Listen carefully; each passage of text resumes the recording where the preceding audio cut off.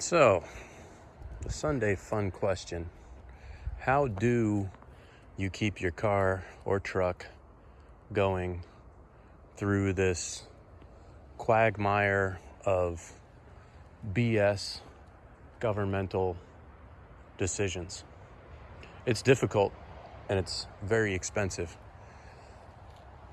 The late model Ford Super Duty 6.7 liter diesel, there's a high pressure fuel pump, and there's some articles to support this. And this high pressure fuel pump was actually designed to run under the specification of dirtier fuel than what the United States mandates as fuel purity.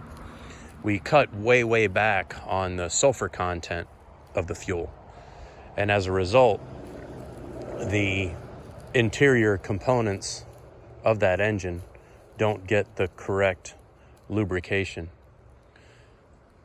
You see a bunch of snake oil salesmen, flim-flam people, carpetbaggers, if you will, selling you various lubrication products that are supposed to stem it, but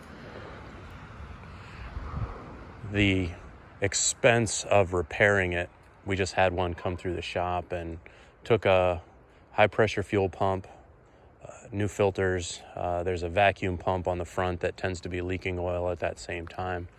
The whole job came out to around $4,500. This particular vehicle is a commercial vehicle, so it's able to justify how much is spent keeping it going versus what a civilian vehicle that, could you really justify that? Now, as a result, too, with it being a commercial vehicle, it has over 300,000 miles. So I guess you could argue that spending $4,500 as the major repair after 300,000 miles isn't so terrible, and you can crunch the numbers and see if it's worth it for you.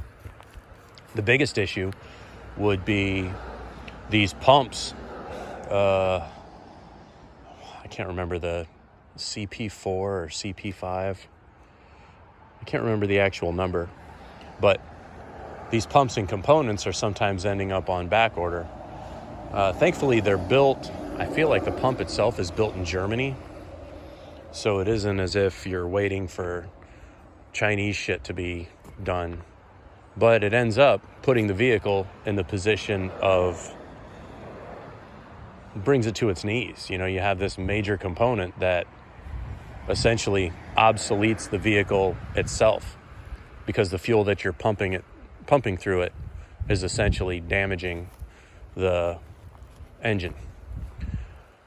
Other topic would be how far out manufacturers are recommending oil changes.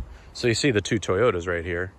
Both of them, the manufacturer's recommendation service interval is every 5,000 miles. However, that service interval intermediate, so you do the first oil's changed, then the next 5,000 miles, all they do is rotate the tires and inspect the fluid.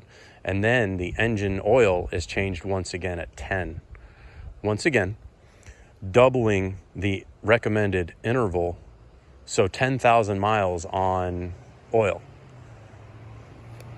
Oil nowadays is good, but it still has contaminations rolling through it. It's pulling in air, pulling in atmosphere, pulling in moisture. Now it handles the moisture good, but honestly, you want the thing to last, you'll keep to 5,000. The rest of it seems almost to be a trick to get those engines to wear out. And instead of recycling them and making them ready for salvage, each component is unique and designed to fail and designed to be obsolete, requiring and justifying new designs, new innovations, keeping everybody busy. Just not built durable, Now that's not fun. That's not fun. Is there a durability answer? No, there really isn't. And you can't just look back at the good old days. I watched a small section of get the stick. You get the stick.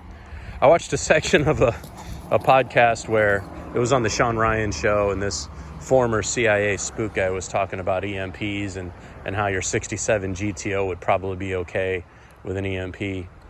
I guess he didn't realize what's in capacitors and everything else.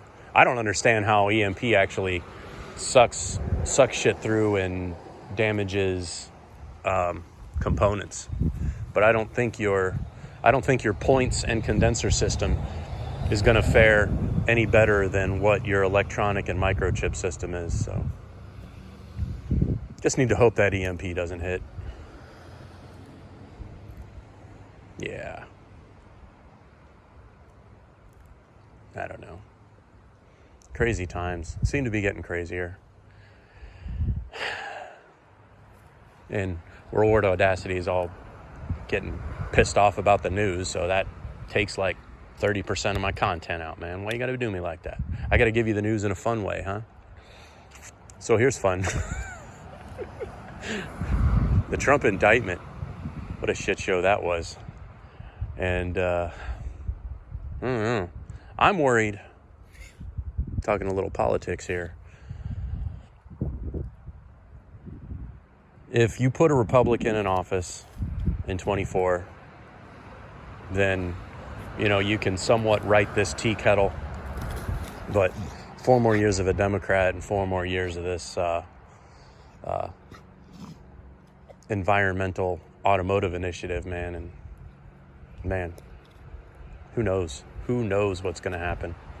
But we got to pull out of this great reset, in my opinion, because I don't understand it. And I don't like things that I don't understand.